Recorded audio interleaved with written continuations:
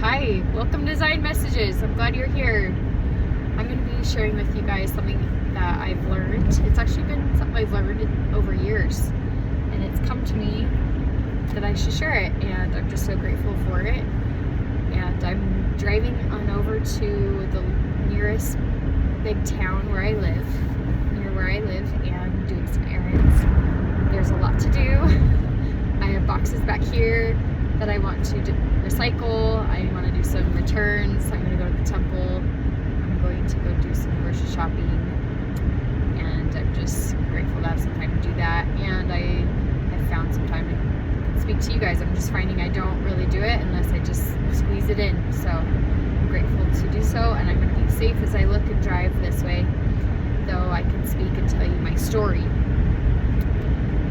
But also, I'm just hoping you guys had a great Christmas, and I hope that you felt some peace. I know a lot of people are going through hard things, and I had a good Christmas as well. I just also felt some hard with it too, and I think that's just what the holidays are. They are an amplifier. They kind of amplify the hard things that are going on in your life, the things that make you sorrow, but they also amplify the really good things, the things that you hold so dear and they're so sweet to you and they get close to your heart, and amplifies even more and becomes stronger, and how grateful you are for that. And that's just how it is as a human. I think I've said a lot of times, we are humans. We can feel two emotions at the same time. We are complex people. It's okay to feel like this. I really hate this situation. Oh, and I actually really love it at the same time. We can feel that, and that's okay. So that'll take a big load off your back when you realize that, and it did for me when I realized that. So I am just so grateful for my Savior as He helps me through those hard times, and the times where I do feel like there's sorrow that amplified through the holiday. I felt His presence. I felt Him. And I had to take extra time to let Him in, and I hope you did as well. So isn't it great we live in a world where there is Him as a hope? We will never ever live in a world where we don't know that. And I just listened to a Christian song this morning where it talked about that. It was so cool how it could have easily been where we wouldn't have had that hope, but we will never know. Actually, our situation is there is hope. So I'm very grateful for that. So here is my story I wanted to share with you guys. So years ago, when I did my business online, I did a lot of work at a computer, and that was just part of it. Is when you're doing online business, you're building websites, you're doing automations, you're doing emails, you're doing calls, you're writing content, I was producing podcasts, I was producing social media content, things like that. And I also wrote a workbook, and I wrote 2 courses. It was really good. Really learned a lot. And of course that chapter has ended for me. But during that time, I created a hump on my back, and actually it really hurt. And I was at the desk, and I probably did not have good posture. I did not have an ergonomic situation where I was going to be like safe and healthy in the long term. And it manifested itself even within 6 months. I didn't really think it was going to be a problem, since it was, I only did this business part-time. I still was taking care of my family, but for a good 3 or 4 hours a day, I was working on things. And I started to have headaches. So I knew, and this is how it always goes with health problems, when it starts to affect your everyday life and cause a problem, that's where you need to get some deeper help, and or devote more time towards a solution. And so that's what it was. I was starting to get headaches, and I never had that problem. I've never had headaches. I did have some back pain, upper back pain, and it's also, I think, just where I carry my my burden. And I think a lot of women, we carry it right here in our neck and shoulders. And so I decided I was going to go to the physical therapist, and I've never gone to a physical therapist, and I was just so grateful to get some help. And I only went for about a month because I was determined. I was going to just go for a little bit and really take those things that they teach me and the stretches and just understand my body. And so after I did it for a month going, I did good about doing my homework. Like, homework meaning you come home and you do the stretches on your own or do the exercises on your own. And I was very determined to make it better. And also in vain thinking, oh, I'm gonna have this dowager hump. And it kind of runs my family. And I'm sure if you know any grandmas or aunts and mothers, like sometimes older women, they get that. And it's only exacerbated by it right now with our phones and our screens, especially I think our phones when we're on them a lot.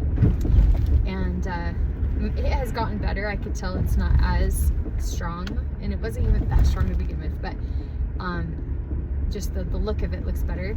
But most of all, after I went for a while to the physical therapist and I had great people help me, I just felt like I was in a routine to take care of myself and to do those stretches every night. And this was back in 2022, I think, or yeah, 2022 is when this all happened. And I created a habit, and I have kept it up almost every day, every evening or night, right before I go to bed, to stretch. And it's actually just who I am. I look forward to it, and I could feel a release in my body when I do that 10 minutes or so, or stretches. And I downward dogs and child's poses and supine twists, and I do a roller, and I'm able to think, especially for my situation with the back hump and just feeling all the weight of life crowding in on me. It's about opening my heart and my chest, and so laying down on that roller just really helps. And that is part of what I did to help myself, and I still do it now. And I just thought about it the other day. I'm still doing these things 3 years later that I learned back then, and I really am grateful. It's just part of who I am now, and I'm very grateful. I'm very lucky to actually have gone through that hard thing so that I learned and I created a habit, and it taught me to never do that again, so that I don't go through suffering every day. And it wasn't fun. It really was. The result of it all was way better than the expense of the trial of having that pain for a while. So I'm just so grateful that God gave me that opportunity to learn and grow and to create a habit. And now it helps me fall asleep better at night. I just feel like I'm able to shake off the day. I don't even really call it yoga necessarily. It's just whatever. It's more internal, and I was thinking about it too, that I just kind of stretch with whatever I know feels good. And I'm very grateful that I'm at a point in my life where I've started to understand my body, as I've already talked about before a lot here, this idea of intuitive eating. I have this habit now of this kind of intuitive movement where I just do what feels good for me. This goes along with my exercises as well, but I'm not always able to do it perfectly and do it every day. But the stretching, I kind of just intuitively feel like I want to do this, and I just kind of work out the kinks and knowing, okay, where I'm feeling it that day. And I can tell I'm processing. I don't listen to anything during this time, and I'm just kind of processing my day. I'm thinking about things I said or shouldn't have said, and kind of rerouting everything. And it's really helps me because it creates flow and movement. The emotions, as they say, are in motion. So sometimes all you need to do to really release it is to go on a walk, do some stretches. I notice a lot of times I'm going through some either hard conversations or just conversations that need some concerted effort, and even with it being last night with my husband, we had to talk some logistics and some bigger things with each other, which was really good. We needed some time to do that. And I don't even know I'm doing it, but I have some sort of fidget in my hand, whether it be just some sort of corner of like my shirt or like my own hair tie. I just loop it around my fingers the whole time, so it helps me process. And maybe you do the same thing. A lot of us people kind of do similar things. But I mainly wanted to share this with you guys because whatever you might be feeling like you're going through now, I just noticed, and for myself, and maybe for you'll notice, that it is to build you to what God has planned for you and what's greater. No experience is wasted, and it's going to be so beautiful to think, now it's a habit, now it's a lesson learned, and it's just whatever weakness now becomes a strength. And it requires some suffering, it requires some pain, and sometimes even tragedy, and then it kind of puts fire to our feet on what we have to do better. And I'm just so grateful for that. And I know that God cares about each one of us individually to take that time to teach us those lessons. It's so cool that He's curated little plans for each of us along our whole scheme of a huge plan to have us become the best people we can be. And just to lean into it when it's uncomfortable. And knowing also, if you do feel like, and especially New Year's right now, a lot of us are thinking about habits and what we can do better and goals, that if it feels harder, it actually can become a thing where it doesn't take so much brain power. You have to give yourself that time to have a learning curve, and that brain power, it's only for a little while. It doesn't have to be for forever. And I'm just very grateful that that's the case. Because I would like to ascend higher.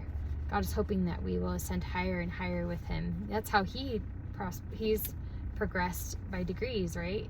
As we know, specifically in our Latter-day Saint faith, this is how it goes. He was once like us, and we are to become like Him. And yeah, I am very touched and grateful by it. So I hope that you guys will be gentle with yourself as you choose goals, as you choose to improve yourself this coming New Year's. And I wanted, and it's perfect, I wanted to end with showing you the temple now that I am here. So I don't have a way to turn this around. I'm just going to turn it around myself. But here we go. Isn't that beautiful?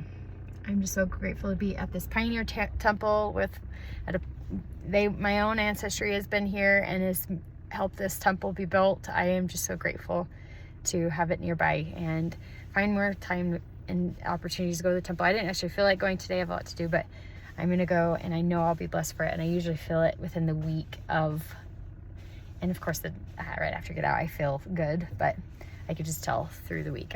I get a lot of help. I get that strength, and God is helping me. So I hope you guys have a great rest of your day and have a great new year. And I will be excited to start off a new year with sign messages. So stay tuned of what we're going to learn and talk about.